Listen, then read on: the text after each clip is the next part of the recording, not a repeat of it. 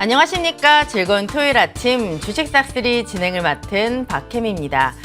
이번 한 주 굉장히 피곤하셨죠? 그도 그럴 것이 양시장이 주간 기준으로 큰 폭의 하락 움직임을 나타냈고 시장을 이끄는 주도주도 없는 상황 속에서 테마주들이 극성을 부렸습니다. 여전히 금리 인상이라는 키워드는 시장의 발목을 잡고 있고요. 환율도 다시 1,300원대로 진입했습니다. 이로 인한 외국인과 기관, 메이저들의 수급 공백도 아쉬운 그런 한 주였습니다. 그렇다면 다음 주도 하락 움직임이 깊어질 것인지 저희와 함께 하시면서 이번 주가 남긴 숙제 함께 풀어보시길 바랍니다. 간밤 미국 증시 확인해보고 오시죠.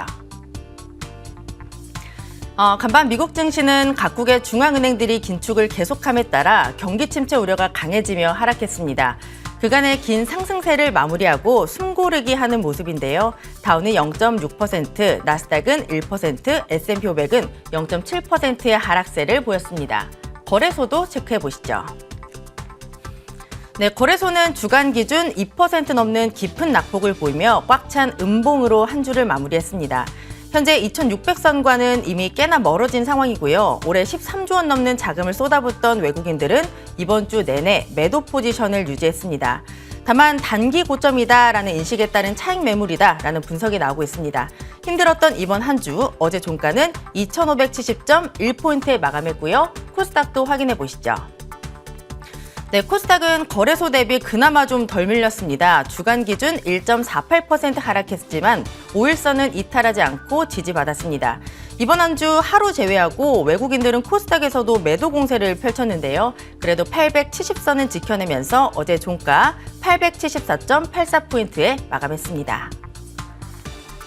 네, 시장 간단하게 체크해봤고요. 오늘도 저희와 함께 하시면서 이번 주를 정리해보시고 다음 주 전략까지 함께 세워보시길 바랍니다. 그리고 오늘 종목 상담 시간 준비되어 있습니다. 밑에 자막으로 나가고 있죠. 전화 02786-1022-1023, 문자는 013-3366-8200, 이쪽으로 종목명과 매수가, 비중 함께 보내주시면 여러분들의 종목 고민 시원하게 해결해 드리도록 하겠습니다. 그렇다면 이번에는 우리 위원님과 만나보도록 하겠습니다. 주식명가 MTNW 2년 연속 연간 베스트 대상 1분기 베스트 1월의 베스트 공명정지 위원님과 함께 하시죠. 위원님 안녕하세요. 네, 안녕하십니까. 예, 안녕하십니까. 예. 네, 위원님 이번 예. 한 주 어떠셨어요? 예, 저는 항상 괜찮습니다라고 말씀드리고 있습니다. 지금 주식시장에 할 게 많더라고요. 그래서 너무 걱정할 필요는 없을 것 같습니다. 예. 하지만 많은 분들이 이번 한 주가 너무 힘들었다, 너무 피곤했다라는 말씀을 정말 많이 하셔가지고 저는 걱정이 좀 많이 되거든요. 다음 주에도 이렇게 하락을 할 것인지 아니면 그래도 좀 기분 좋은 반등이 나올 것인지 굉장히 중요할 것 같은데 우리 위원님이 이번 주를 좀 자세하게 정리해 주세요. 예, 일단 이번 주 제가 한 주 먼저 정리를 좀 해드려 보겠습니다. 아마 시장의 굵직굵직한 변곡점은 이제 단기적인 관점에서는 다음 주 이제 미국의 PCE 물가지수 발표가 임박돼 있기 때문에 그때 좀 변곡점이 이제 형성되지 않을까 싶고요. 중장기적인 관점에선 역시 8월 달에 잭슨홀 회의를 주목을 해야 되겠죠. 그래서 일단 이번 주 우크라이나 재건제 수혜주 관점에 있는 기업들이 좀 선별적으로 강했죠. 뭐 SY 한번 급등 랠리 나오다가 좀 반락은 했지만 아직 중장기적인 관점에서 뭐 끝나지 않은 것 같고요. 뭐 RBK 그룹도 급등을 했죠. 그런데 이제 RBK 그룹 같은 경우는 예전에 최대주가 좀 매도한 부분도 있었다 보니까 물론 이제 이유는 뭐 세금 문제다 뭐 이런 식으로 얘기는 나왔었지만 침체돼 있다가 이제 단발성으로 올라오는 것 같고요. SY 같은 경우는 뭐 대표이사와 최대주주가 매집이 들어오고 실적이 급증하는 상태에서 실질적으로 우크라이나 재건 MOU를 맺고 대기업들 포스코 삼성하고 협업하는 기업이기 때문에 중장기적인 관점에서 성장성을 봤을 때 바닥에서 이제 꾸준한 관심이 필요하지 않을까 생각을 합니다. 무엇보다 이제 또 EU 이슈가 또 두 번째 이슈가 중요할 것 같은데요. 킬러 문항을 배제한다. 이런 뭐 얘기들이 이슈가 불거지면서 공교육 관련주들이 좀 급등이 나왔거든요. 그만큼 애니능률, 비상교육 뭐 이런 교육주들이 급등이 나타났는데요. 실질적으로 뭐 이런 기업들이 막 실적이 막 폭증하면서 저평가되어 있는 기업은 아니죠. 뭐 단기적인 관점에서 뭐 이런 이슈 때문에 급등을 했지만 아직까지 정부 정책이 또 확정 지은 부분도 아니고요. 그러다 보니까 일시적인 관점에서 좀 해석을 해봐야 되지 않을까 생각을 합니다. 그리고 마지막으로 지수 기간 주종 속에서 이제 바이오주들이 선별적으로 강한데요. 뭐 파나진이 뭐 점상한가 나가고 큐라클이 막 급등세가 이뤄지고, 근데 이런 기업들도 뭐 대형 호재가 나온 게 아니죠. 뭐 HLB가 인수했다라고 해서 뭐 회사가 드라마틱하게 바뀌는 건 아니기 때문에 일시적 관점에서 해석을 해봐야 될 것 같고요. 큐라클 같은 경우도 뭐 임상 승인됐다라고 해서 급등 나온다. 임상 승인에 갖고는 안 되죠. 성공을 해야죠. 성공을 해도 또 그게 상용화 단계까지 어마어마한 시간이 걸리거든요. 그리고 막상 상용화 됐는데 그냥 안 써주면 또 그만이고요.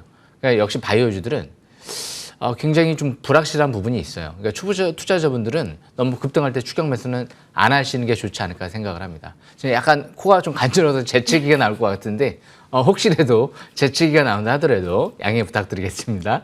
여기까지 설명 마치겠습니다. 네. 이번 주는 테마 장세였죠. 우크라이나 재건 수혜주가 선별적인 강세를 보였고 공교육 관련주들이 오랜만에 급등세를 보였습니다. 그리고 시장이 조정을 받으면서 바이오 종목들이 선별적인 강세를 보였던 그런 한 주였는데요. 시장을 정말 제대로 끌어갈 만한 주도주가 없었던 그런 상황입니다. 위원님, 재채기는 이제 좀 들어갔나요? 조금 들어갔어요. 네, 다행이네요. 그럼 재채기가 나오기 전에 다음 주 전략을 좀 받아볼게요. 예. 제가 다음 주 전략도 말씀드려보겠습니다. 일단 파월 의장 신뢰를 잃었잖아요. 예. 믿겠습니다. 저는 안 믿습니다. 2021년도 때 했던 얘기를 다시 한번 상기시켜 보면 금리 2번 올린다라고 했어요. 근데 뭐 어떻게 됐나요? 작년도에 5%까지 올렸거든요. 이걸 어떻게 이제 믿어야 되겠습니까? 시장의 지표에 따라서 다르게 해석하는 이제 사람이기 때문에 역시 파월 의장을 너무 100% 믿지는 마시고요. 결국에는 금리보다도 우리가 이제 역사적인 이제 경험을 통해서 생각을 한번 해보면 2000년도 때 인터넷이 이제 막 보급이 될 때 어떻게 됐죠? 지금 완전 인터넷 관련주 생각을 해보면 네이버가 수백 배 올라왔잖아요. 어마무시한 거죠. 그리고 나서 이제 2008년 스마트폰이 이제 출시가 되고 나서 뭐 애플이라든지 어마어마하게 지금 뭐 지배자가 된 기업들은 올라왔잖아요. 그러니까 그때 시대 흐름을 잘 생각을 해야 돼요. 2020년 코로나 위기 이후에 지금은 뭐 테슬라라든지 엔비디아 같은 이제 전기차, 인공지능 업체들이 막 크게 뛰었거든요. 제2의 테슬라, 엔비디아가 분명히 탄생을 할 겁니다. 그래서 바닥권에 있는 역시 핵심 기술, 신기술, 남들이 하지 못하는 신기술 관련 주들을 그런 기업들을 좀 주목을 해야지 역시 앞으로 미래의 지배자가 될 수 있지 않을까 생각을 하기 때문에 제가 제 눈에 할 만한 기업들이 많다. 최고의 기회가 되지 않을까요? 그만큼 지금은 적극적으로 저가 매수 기회를 노려보는 위치인 것 같아요. 아까 말씀드렸죠. 단기는 6월 말 미국의 PC 물가지수 발표될 때 변곡점이고요. 그리고 역시 8월 달에 잭슨홀 회의에서 역시 변곡점을 겁니다. 근데 아마 예상컨대 8월 달에 잭슨홀 회의에서 여기서 드라마틱하게 지금 뭐 국제유가가 막 폭등을 하지는 않기 때문에 여기서 일단 근원 물가 지수 말고 그냥 소비자 물가 지수가 뭐 급격하게 지금 4%대죠. 다음 달이면 이제 7월 달인데요. 3%대까지 내려갈 수도 있거든요. 그러다가 이제 8월 달 갔는데 3%대에서 왔다 갔다 해. 그런데 어떻게 잭슨홀에서 강경하게 작년도처럼 금리를 잡겠습니다. 이런 얘기를 할 가능성은 적어 보이거든요.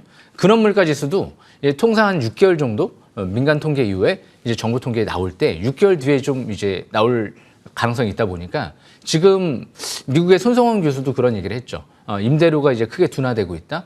이게 이제 올해 하반기 지표가 나오게 되면 근원 물가 지수가 빠지게 되면 어떻게 될까요? 이제 주춤하겠죠. 금리 동결 기조로 갈 가능성이 높을 거란 말이에요. 그런 다음에 이제 내년도 금리 인하 가능성이 미국 대선이 있기 때문에 어차피 할 수밖에 없는 금리 인하기 때문에 역시 올해 빠르면 하반기, 늦으면 내년 상반기 정도가 어느 정도 역시 내년 하반기까지 버블로 갈 수 있는 시점이기 때문에 올해 하반기 적극 저가 매수 기회를 노리는 거예요. 예전처럼 금리가 막 바닥에서부터 크게 올라가는 게 아니기 때문에 여기서 올라가 봤자기 때문에 지금은 아마 조정폭이 작년 하반기처럼 크지는 않을 거예요. 저가 매수 잘 누리시길 바라겠습니다. 여기까지 설명 마치겠습니다. 네, 시장에서 계속 언급되고 있는 금리 리스크보다는 신기술에 주목하자라고 하셨고요. 지금은 적극적으로 저가 매수에 나설 타이밍이다라고도 하셨습니다. 오늘 저희와 함께 하시면서 좋은 종목 잘 잡아보시길 바라고요. 이제 굉장히 또 중요한 시간이 돌아왔습니다. 다음 주를 잘 대비하기 위해서는 공부하는 시간도 중요한데요. 위원님의 싹쓸이 기법 강의 지금 바로 만나보시죠.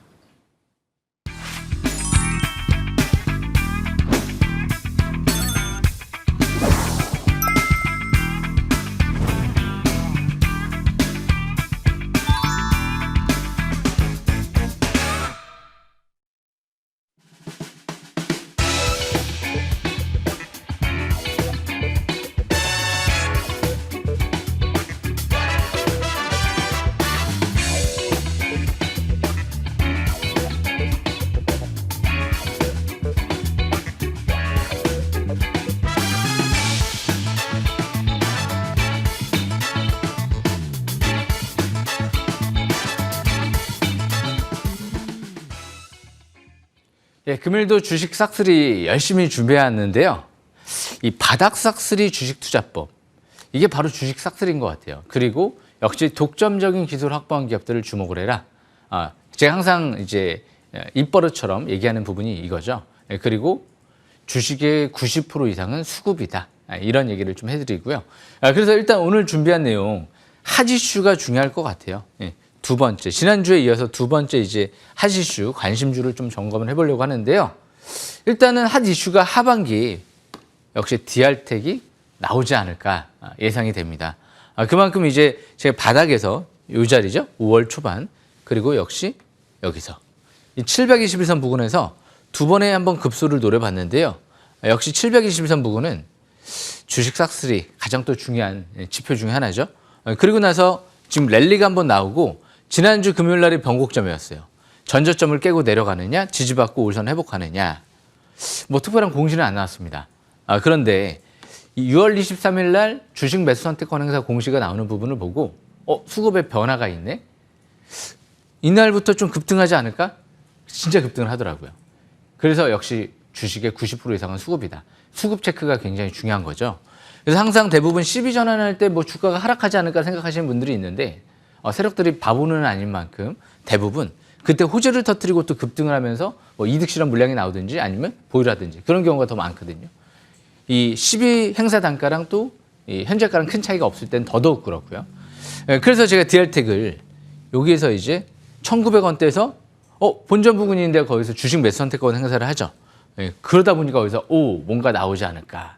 아니나 다를까 한 일주일에서 2주일 지나니까 랠리가 한번 나왔죠. 대형 호재. 제가 지금 코스피 코스닥 통틀어서 가장 큰 호재를 갖고 있는 기업이 뭐냐라고 물어본다라고 하면 단연컨대 DR텍인 것 같아요. 너무 많은 기업들하고 엮여 있어요. 무엇보다 삼성 SDI랑 국내 최초 무선 충전 디텍터를 개발을 했고요. 뭐 개발하고 끝낼까요? 이제 해외 시장으로 진출을 해야 될 거 아니에요. 그러니까 삼성 쪽에 재료가 있고요. 국내 대형 배터리 회사 또 해외 수출 납품도 진행 중에 있다. 가장 큰 재료, 애플과 장을 다투는 시가총액 1, 2위, 아람코 쪽 이쪽에 납품 승인을 대기하고 있잖아요.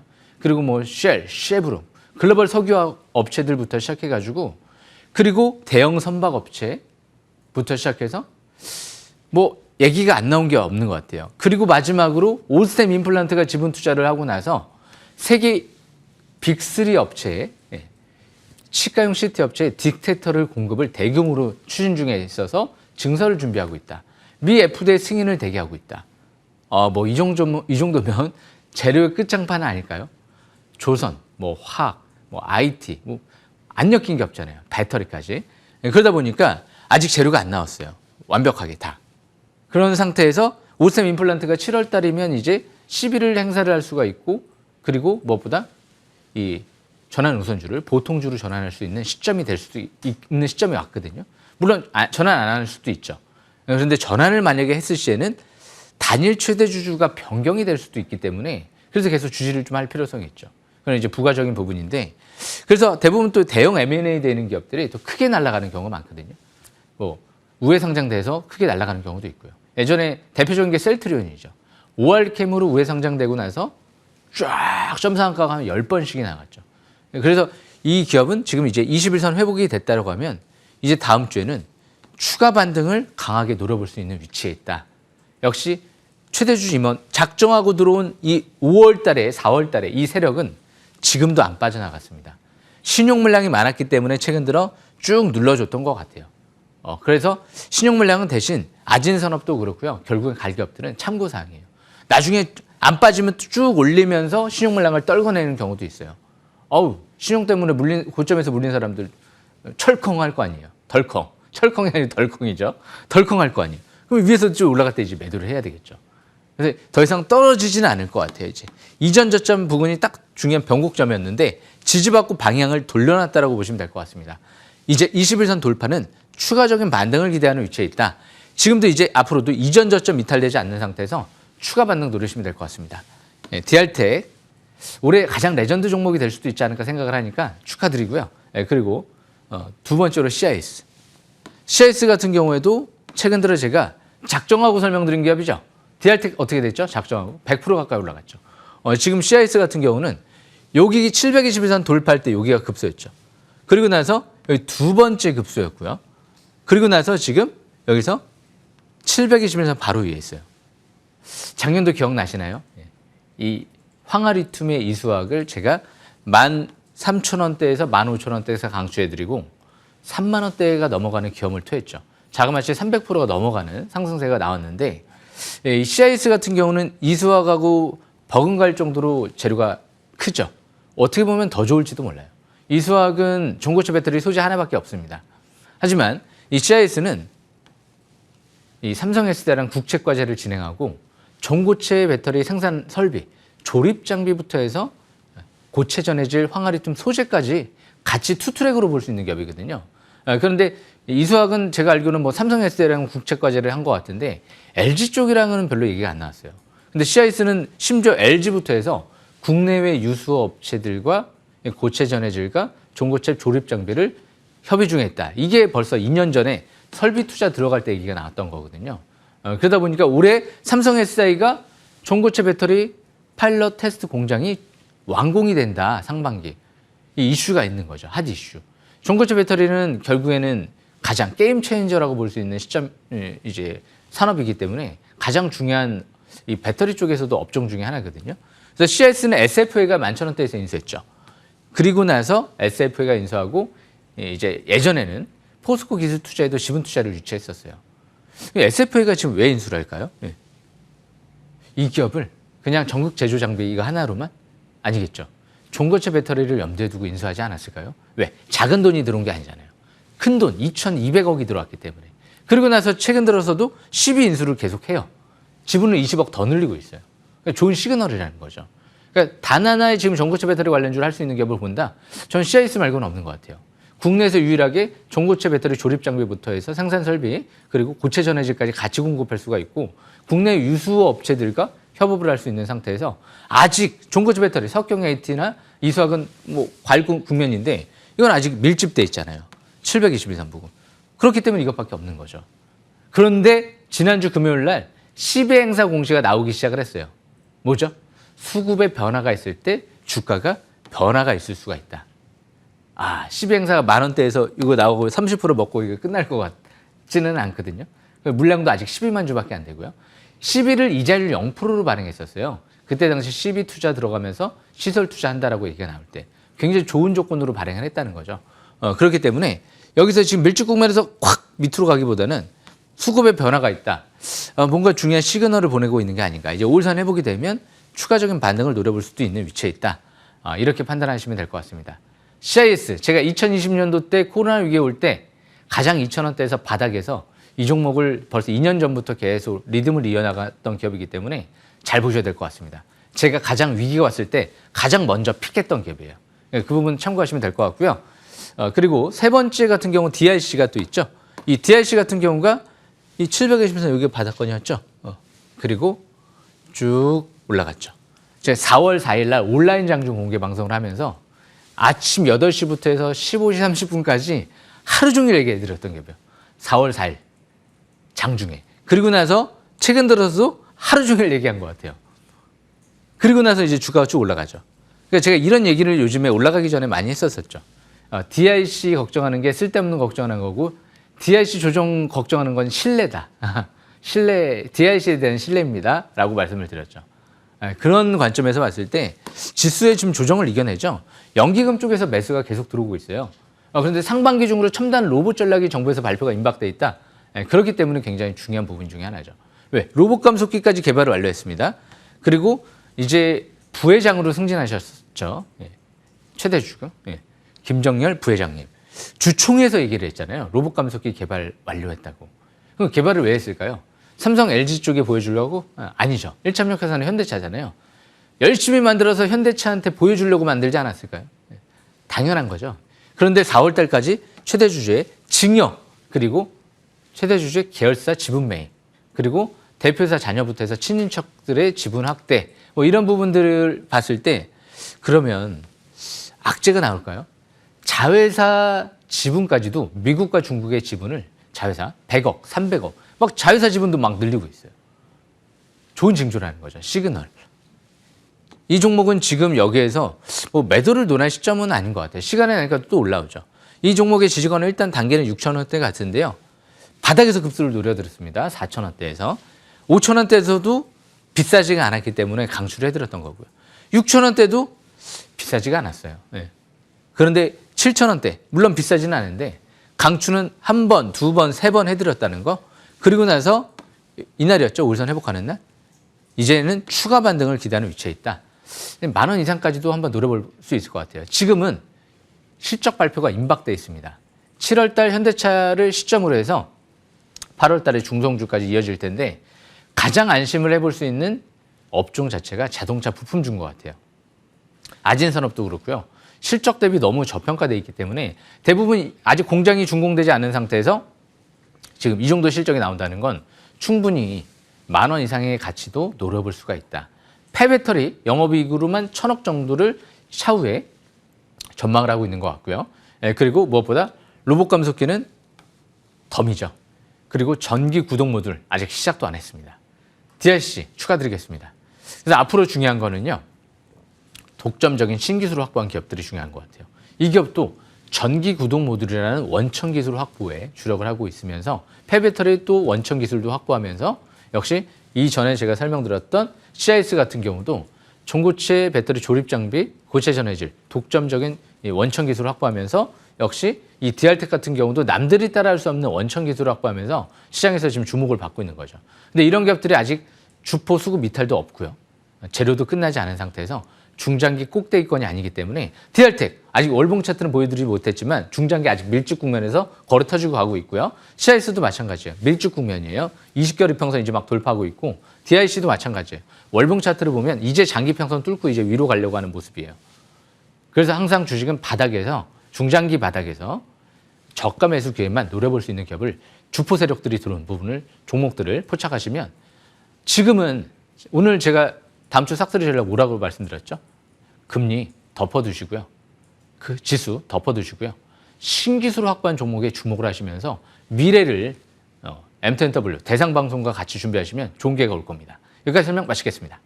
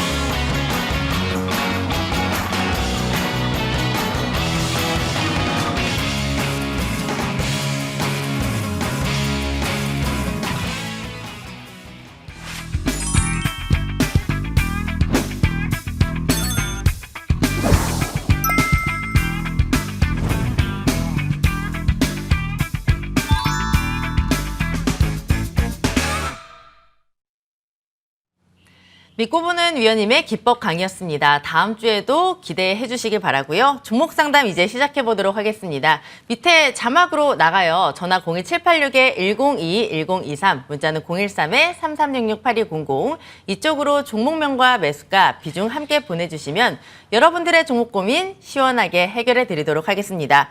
첫 번째 문자 먼저 만나보도록 할게요. 안녕하세요. 사이맥스 매수가는 14,500원에 비중은 10%입니다. 목표가 알려주세요 라고 문의를 주셨는데요. 전일 종가가 13,690원, 지금 손실을 보고 계시고 차트를 보니까 올해 초에 매수를 하신 건지 좀 궁금한데요.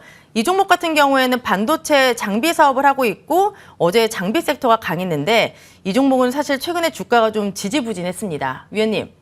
사이맥스 굉장히 오랜만에 듣는 종목인데 이 종목 전망을 어떻게 보세요? 혹시 싸이랑은 관련은 없겠죠? 설마요? 농담이고요. 이 사이맥스 같은 경우는 제 관심주가 아니라서 이 반도체 장비 회사잖아요. 로봇 관련주로도 엮이는 기업인 것 같아요. 잠깐 제가 지금 이제 기업 내용을 보니까 실적이 그렇게 썩 급증하지는 않더라고요. 그래서 이 사이맥스 같은 경우는 이제 14,500원대에서 매수를 하신 것 같은데 비중은 10%. 다행입니다. 그렇게 많이 두지는 않았죠. 지금 반도체 관련주들 최근 들어 움직이는 종목들이 꽤 많이 나오거든요. 근데 왜 이것만 유독 안 움직일까요? 뭔가 들어오지를 않았어요, 아직. 자사주 매입을 한다라고 해놓고 자사주 매입을 들어오지도 않고 신탁계약 해지도 해버리고 그리고 실적도 급감해버리고 있고 물론 차세대 뭐 장비 개발하고 있고 로봇 쪽에 뭐 장비도 개발하고 있다. 성장성은 나쁘지 않을 것 같아요. 부실주는 아니고 그런데 이 기업은 차트를 보면서 설명 들어보는 게 좋을 것 같아요. 차트를 보시게 되면 지금 사이맥스 같은 경우가 눈에 띄는 부분이 있어요. 거래량이 없어요. 팍 죽었어요. 그러니까 움직이지를 않고 있다는 거죠. 움직이지 않는 거에 굳이 뭐 여기에 지금 목숨을 걸 필요가 있을까요? 움직이는 것들도 많이 있는데 반도체 그리고 로봇 그렇기 때문에 지금은 보유주만 더 이상 추가는 하지 말고 움직이지 않을 때 굳이 뭐 추가할 필요는 없습니다. 시간은 까먹을 수가 있기 때문에 시간은 돈이잖아요. 그렇기 때문에 지금은 200일선 13,200원대 지지권으로 보시고 그리고 단기 강력한 저항권이 16,000원대 초반대예요. 15,000원대 중반대에서 그 라인대까지 일단 목표치를 보시면서 지금은 보유한 물량만 박스권 매매 전략을 이어나가시는 게 좋을 것 같습니다. 여기까지 설명 마치겠습니다. 네, 사이맥스 최근에 거래량이 굉장히 말라 있고요. 일단 비중은 그대로 갖고 계시면 좋을 것 같습니다. 13,200원이 지지권이고 16,000원대까지 지켜보시면 좋을 것 같습니다. 그다음 전화로 우리 시청자님 바로 만나보도록 할게요. 시청자님 안녕하세요.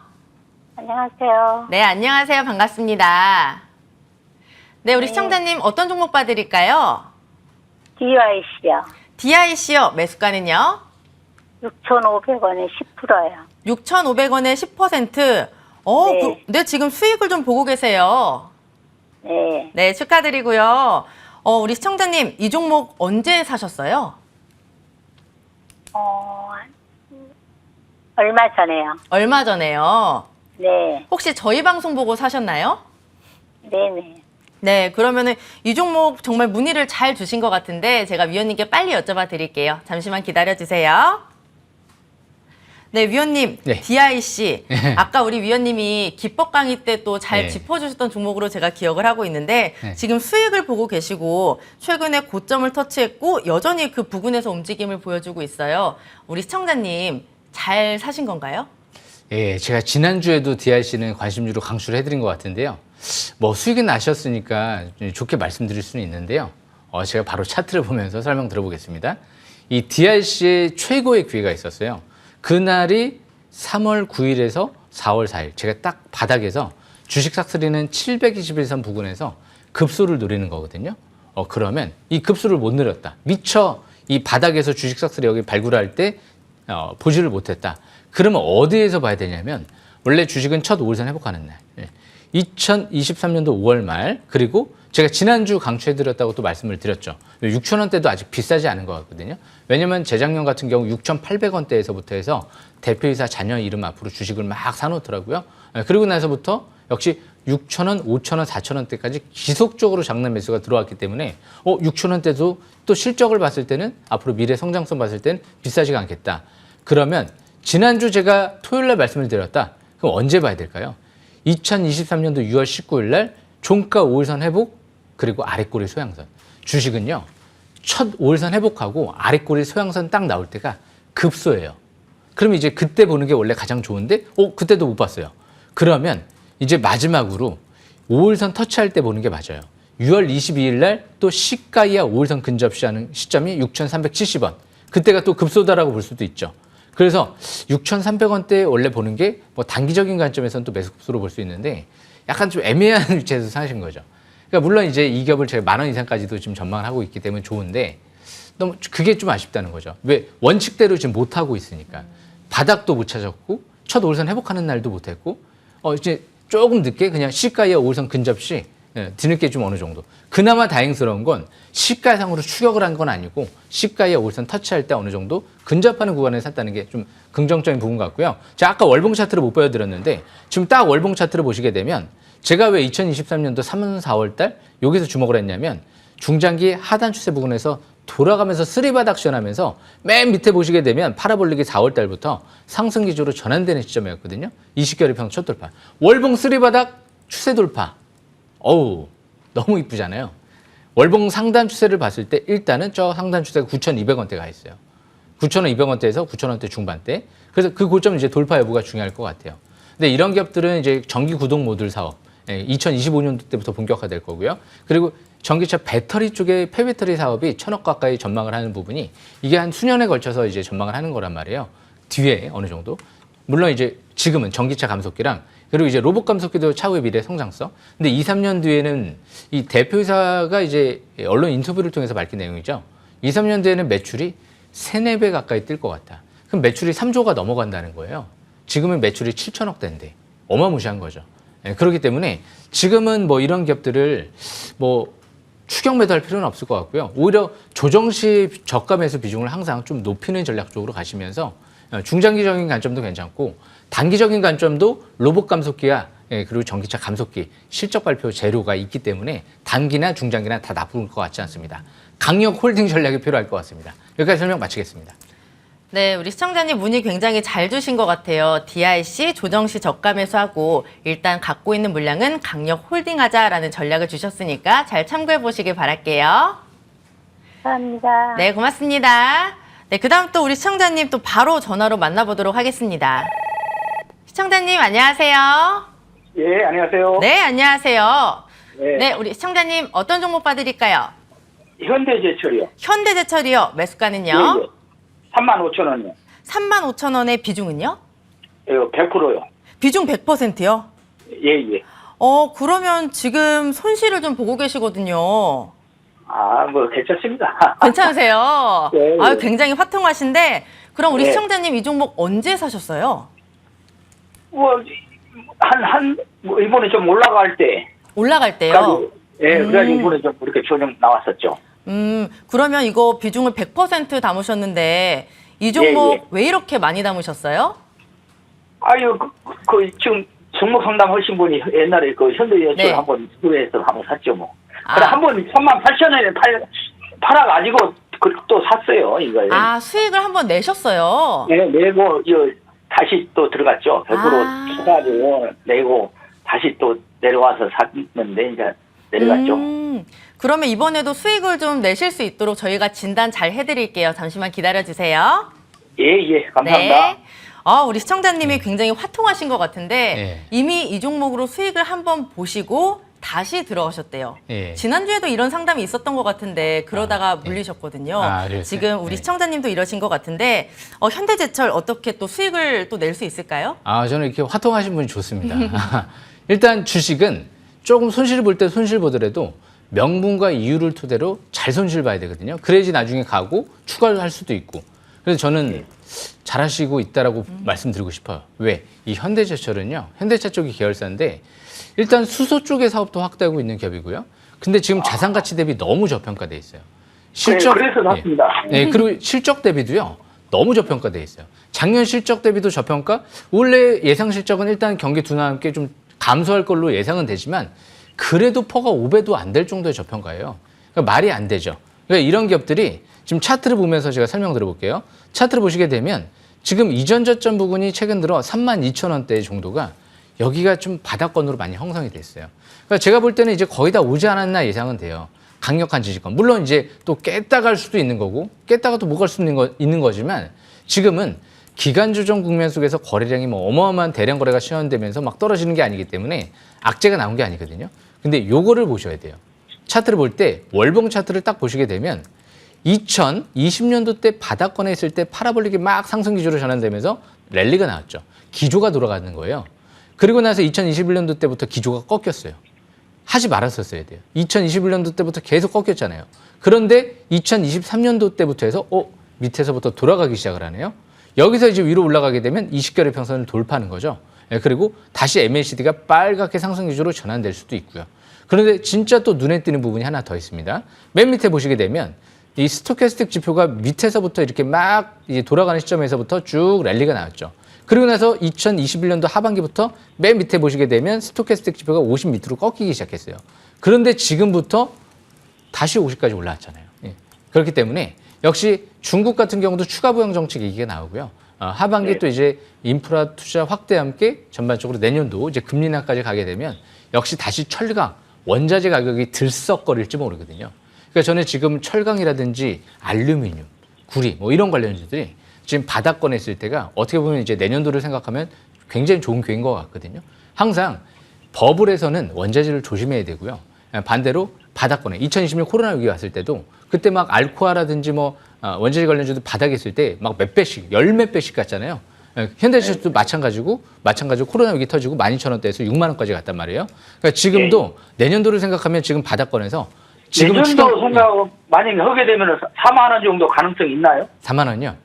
예. 제가 볼 때 6만 원까지도 가능성이 있을 것 같은데. 예. 실적이라든지 1년이 기다려야죠, 뭐. 예, 실적이라든지 자산 가치를 보면 지금 네. PBR도 0.23배밖에 안 되고요. 퍼가 5배도 안 될 정도의 저평가이기 때문에 지금은 강력 홀딩 전략 쪽으로 보다가 일단 32,000원대가 단기 지지권이기 때문에 거기가 깨지면 조금 축소할 수는 있어요. 너무 많이 100% 몰빵하는 거 원래 그 대신 원칙적인 부분은 아니거든요. 그렇기 때문에 한 지금은 32,000원 깨지면 좀 축소했다가 다시 늘리는 전략적으로 가시는 게 좋을 것 같고 안 깨지면 보유주만 갖고 있다가 내년도까지 보시죠.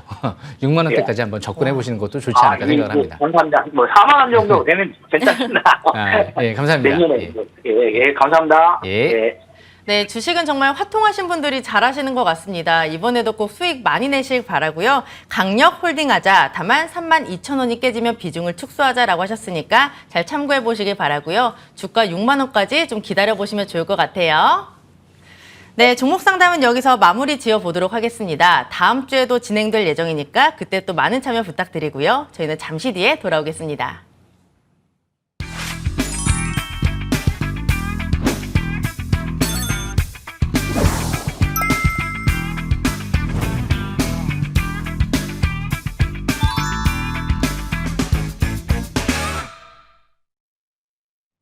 네, 이번엔 위원님의 종목 AS 진행해 보도록 하겠습니다. 첫 번째 종목 6월 19일 폴라리스 오피스 확인해 보시죠.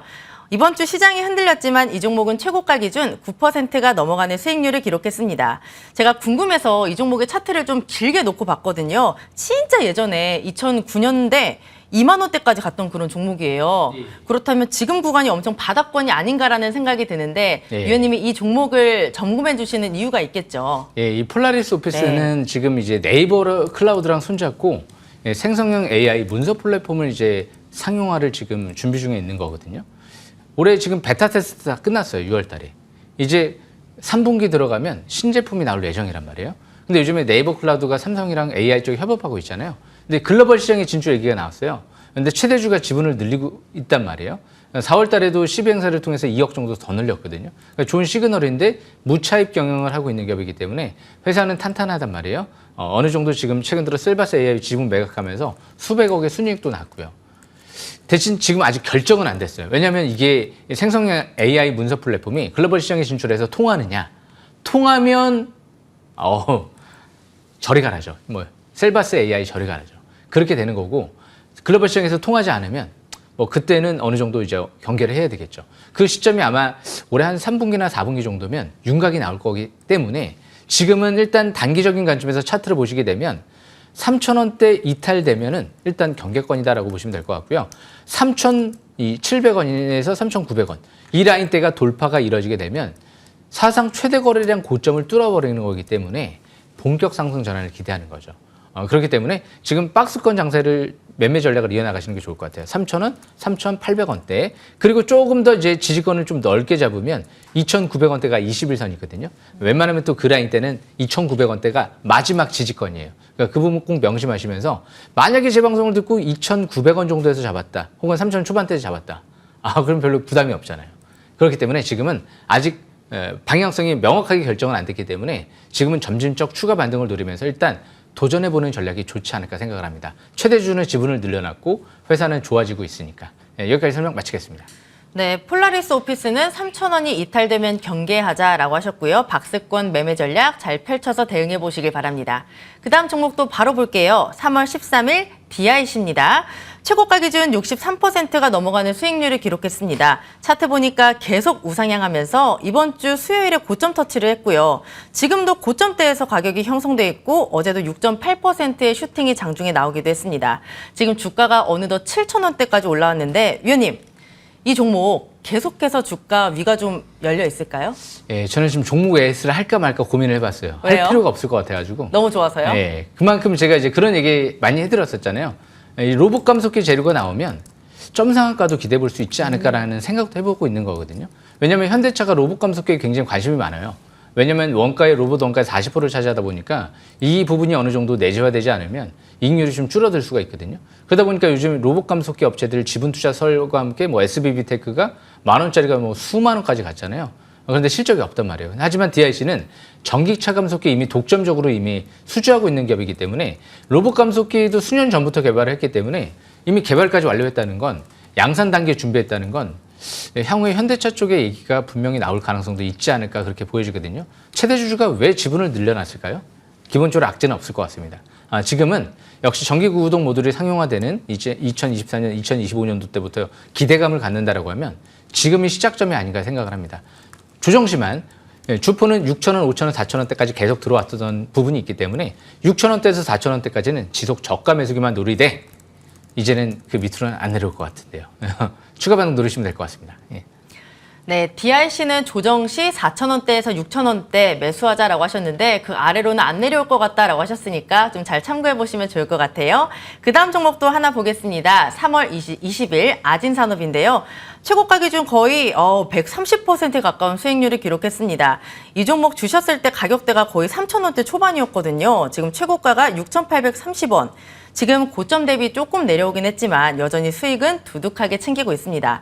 우리 위원님, 네. 뭐 성함이 정지우지만 정아진이라는 별명도 네. 있으시잖아요. 네, 그렇죠. 이 종목 네. 조금 더 갈 수 있을까요? 예, 나중에 정현빈도 머지않아 이제 어느 정도 이뤄낼 네. 것 같아요. 그러니까 HB 솔루션도 잘 지켜보시고요. 지금 아진산업 같은 경우도 지금 이제 차트를 보시게 되면 2023년도 3월 달에 제가 강추를 해드리면서 정아진으로 좀 개명을 했었죠. 예, 그리고 나서 지금 6,800원 120%까지 올라간 다음에 옆으로 횡보하다가 지금 다시 상승 전환 모색하고 있어요. 왜 제가 DIC나 아진산업 지금 설명을 드리냐면 3분기 때부터는 자동차 부품주를 주목하셔야 되거든요. 예. 현대차가 21선 돌파하면서 실적 발표가 지금 가장 좋게 나올 만한 업종이 뭘까요? 뻔하잖아요. 자동차 쪽이잖아요. 예. 그렇기 때문에 아진산업은 1분기 주당 순이익이 600원이 나왔거든요. 예를 들어서 1분기 실적 정도의 실적이 4분기까지 꾸준하게 나온다. 그러면 2, 3만 원 가도 이상하지가 않아요. 예. 그만큼 1분기는 말도 안 되는 실적. 어떻게 보면 자동차 부품주 내에서 1분기 실적이 가장 좋게 나온 기업을 꼽으라고 하면 단연컨대 아진산업이죠. 국내에서 가장 1호 기업으로 조자 공장에 4,400억 투자를 또 한 기업이기 때문에 굉장히 의미 있는 부분이 있거든요. 자그마치 4,400억을 투자를 한 거예요. 내년도 공장이 준공된단 말이에요. 근데 지금도 너무 좋단 말이에요. 신용 물량 때문에 너무 신경 쓸 필요 없고요. 지금은 뭐 이전 저점 지지권 참고한 상태에서 추가 반등을 노린다? 그것도 아닐 것 같아요. 깨져도 매도하기가 싫어요. 계속 이 기업도 저가 매수 기회만 노리고 싶다 보니까 대량 거래 시현되면서 지금 밀린 게 아니에요. 최근 들어 기간 조정 받은 게 아니기 때문에 정상적인 조정으로 보시고 추가 반등 노리시면 될 것 같습니다. 여기까지 설명 마치겠습니다. 네, 3분기부터 자동차 부품주 주목하자라고 하셨는데 그중에 하나가 바로 아진산업입니다. 저가 매수의 기회를 노리자, 반등을 노리자라고 하셨으니까 잘 참고해 보시면 좋을 것 같아요. 이렇게 종목 AS 세 종목 받아봤고 위원님. 네. 그러면 다음 주를 대비할 수 있는 정말 좋은 종목들 오늘 많이 준비를 하셨잖아요. 예. 첫 번째 종목이 뭔지 굉장히 궁금하거든요. 예. 바로 공개해 주시죠. 예. 제가 시간 조절을 못했네요. 너무 많이 잡아먹은 것 같아요. 일단 지금 바로바로 빨리 설명드리겠습니다. 에이팅 모빌리티예요. 이 기업은요, 세상에 없는 태그레스 기술 개발했거든요.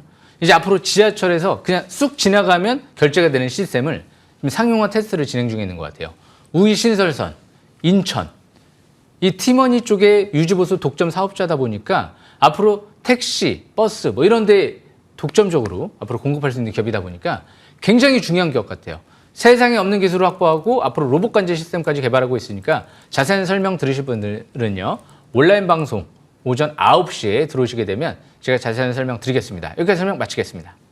네, 첫 번째 종목은 바로 에이텍 모빌리티였는데요. 굉장히 중요한 기업이다라고 하시니까 잘 참고해 두시면 좋을 것 같고 두 번째 종목도 위원님 바로 받아볼게요. 예, 코오롱 인더라는 종목인데요. 이 코오롱 인더 같은 경우는 사장님께서 계속 1년 전부터 계속 사시네요. 7만 원, 6만 원, 4만 원 계속 사셔요. 예, 그리고 무엇보다 이 하반기 완공을 목표로 아라미드라는 이 소재를 대규모 증설하고 있어요.